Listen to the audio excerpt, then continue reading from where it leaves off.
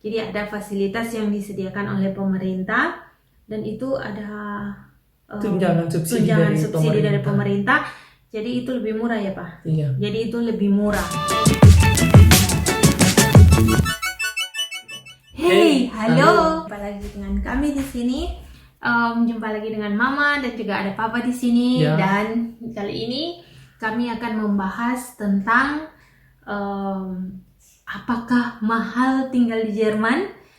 Ya, dan itu kita akan rincikan bagaimana pengeluaran kami per bulan. Jadi sekali lagi, jadi ini tidak mengeneralisasikan. Jadi tidak semua yang kami bisa berikan ini adalah semua gambaran tentang gaya hidup sekeluarga di Jerman ya per bulan dengan asumsi 3 orang. Ya, dengan asumsi keluarga punya anak satu dengan umur yang seperti kira ya. Jadi di bawah 15 tahun. Jadi kemudian itu semua yang kami bicarakan ini adalah semua pengalaman kami dan kami juga akan merincikan berdasarkan kota tempat kami tinggal. Jadi perlu diketahui bahwa kota yang kami tinggal ini adalah 5 besar kota termahal di Jerman. Itu adalah salah satu kota tempat kami tinggal ini. Nah, jadi memang setiap kota itu berbeda. Jadi kita tergantung di mana kota kita tinggal itu akan berbeda biaya hidupnya. Contoh kalau misalnya kalian itu ke Jerman dan kalian tinggal itu di daerah timur, jadi daerah timur sana itu biaya hidup itu lebih rendah daripada di bagian barat daerah atau selatan. Ya, di bagian barat atau daerah selatan sini tempat kami tinggal itu biaya hidup agak lebih tinggi juga, bukan cuma biaya hidup tetapi pajaknya juga itu agak lebih tinggi. Nah, oke, langsung saja. Kami rincikan di sini yang pertama adalah biaya rumah. Nah, biaya rumah kami itu, kami tinggal sekarang itu lebarnya adalah 65. Kurang lebih 65 meter persegi. Ya. Nah, punya 2 kamar tidur. Nah, itu biaya per bulannya itu sekitar 850. Nah, jadi itu hanya biaya rumah saja. Jadi itu di luar untuk biaya listrik. Jadi biaya listrik itu per bulannya 70. Ya Pak? Kalau pakai hemat-hemat kadang-kadang 50 tapi biasanya atau rata-rata bisa lebih dari 70 tapi rata-rata 70. Ya, jadi ini yang diambil ini adalah rata-rata. Ya. Jadi karena itu kita paling sering masak di rumah. Nah, itu biaya listrik rata-rata 70 per bulan. Nah, kemudian ada juga biaya air. Biasanya kami bayar per bulan 30. Dan kemudian ada biaya lain-lain juga. Nah, biaya lain-lain itu sudah termasuk di dalamnya uang sampah, uang limbah, kemudian uang lain-lain, kebersihan dan lain-lain. Itu sekitar 200 per bulan. Jadi biaya lain-lain itu sekitar 200 per bulan. Biaya lain-lain itu jadi kalau kalian punya rumah dan kalian itu diharuskan untuk membayar biaya sampah. Jadi biaya sampah, kemudian air masuk dan air keluar itu kita juga harus bayar. Jadi ada banyak yang harus dibayar. Kira-kira itu per bulan itu sekitar 200 euro. Kemudian biaya radio. Iya, itu untuk siaran televisi dengan radio, telepon seluruh. Ini bukan pulsa telepon tapi semua media yang menggunakan nirkabel. Ya. Jadi biaya penggunaan udara nirkabel per bulan sekitar 17. Tapi kalau kami bayarnya per 3 bulan itu sekitar 50-an. 51. Jadi biaya kita namakan biaya radio. Jadi semua yang kita pakai satelit atau pemancar lain-lain, televisi, entah itu radio, meskipun kita tidak pakai radio tapi kita pakai handphone, itu juga terhitung biaya radio.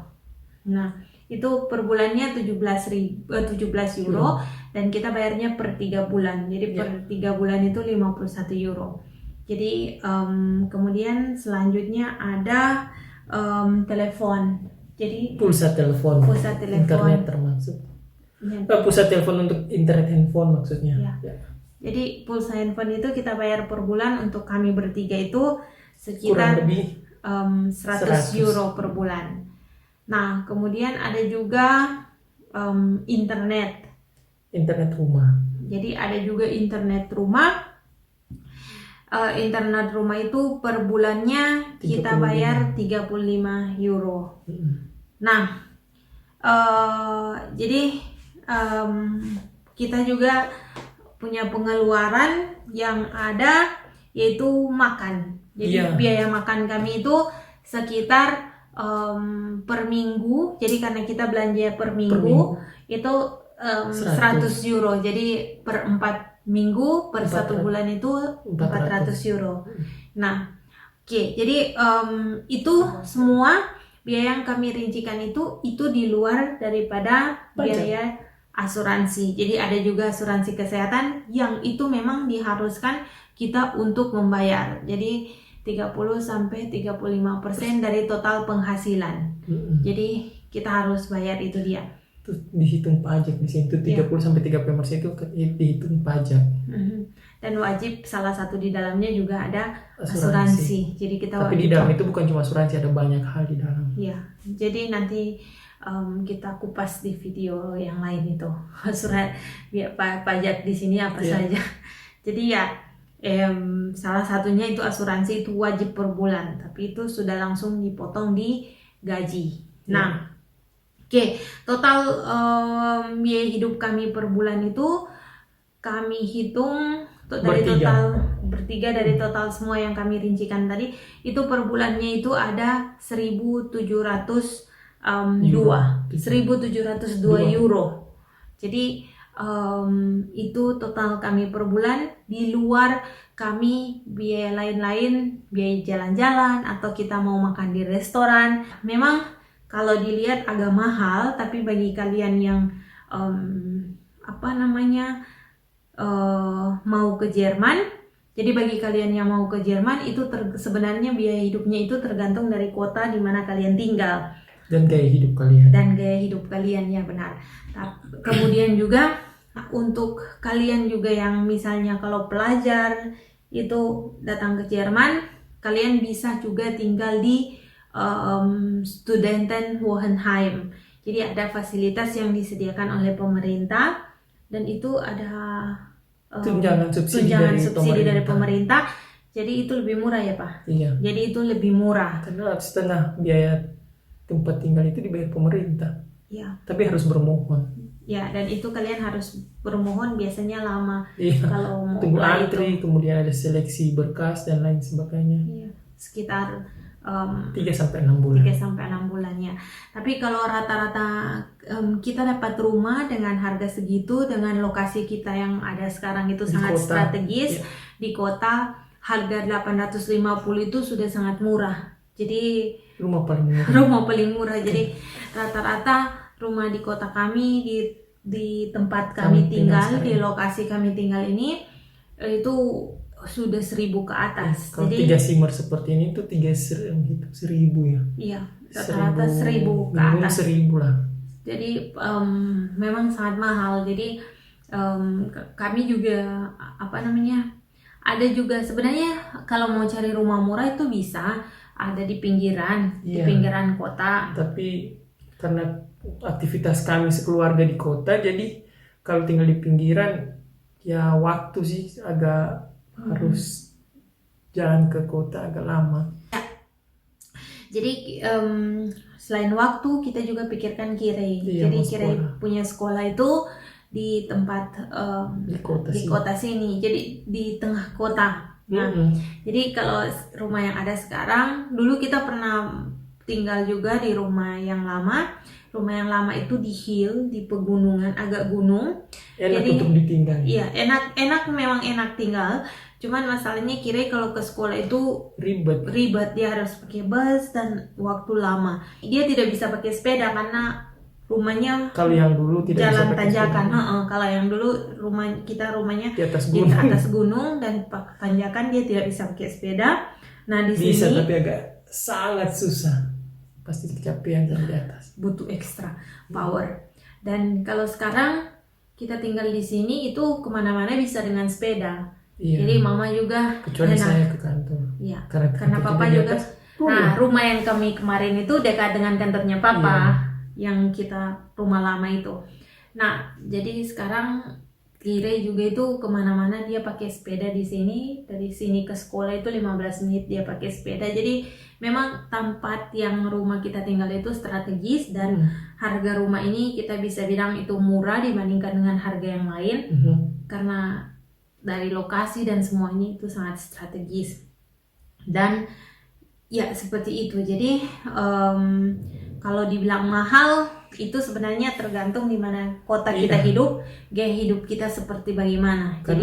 Karena contoh kalau foreigner yang akan ke Jerman, pemerintah itu mengharuskan satu orang itu harus memiliki penghasilan minimum 850.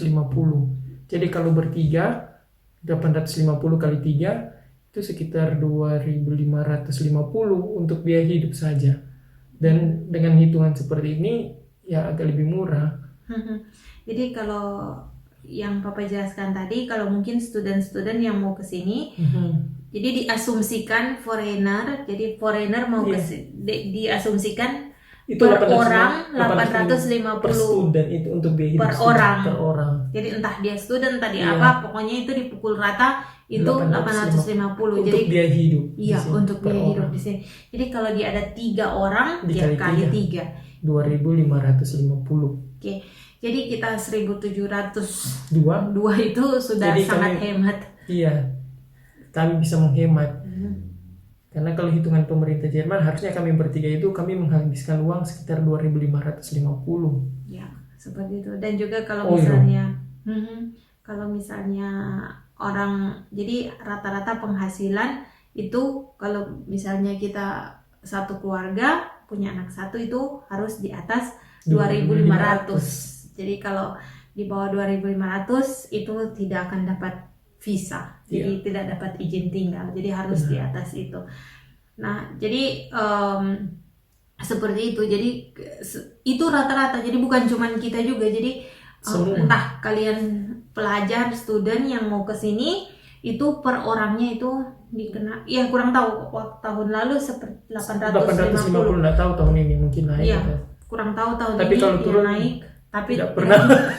Biasa naik bukan turun. Iya, tidak mungkin turun tapi pasti itu naik. Nah, jadi yang kami berikan ini semuanya sekali lagi berdasarkan pengalaman kami.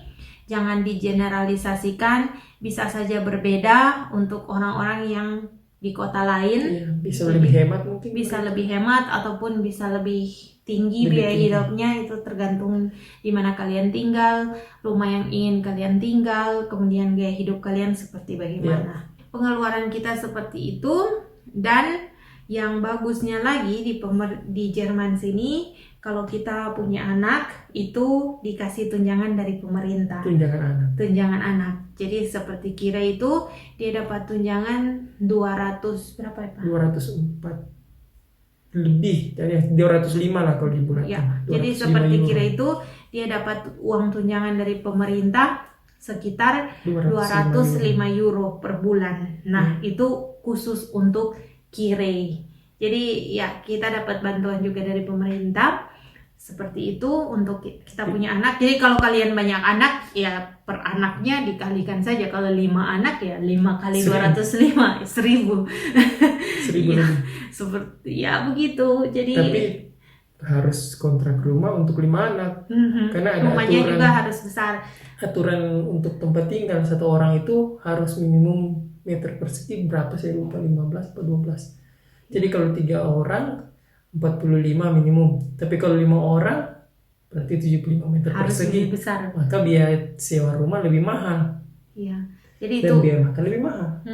Jadi banyak aturan emang di Jerman. Jadi kita pun mau cari rumah itu tergantung berapa orang yang akan tinggal di dalam rumah besarnya. Jadi ya seperti itu. Jadi untuk kalian yang entah mau ke Jerman dalam rangka sekolah ataupun kerja, tetap semangat.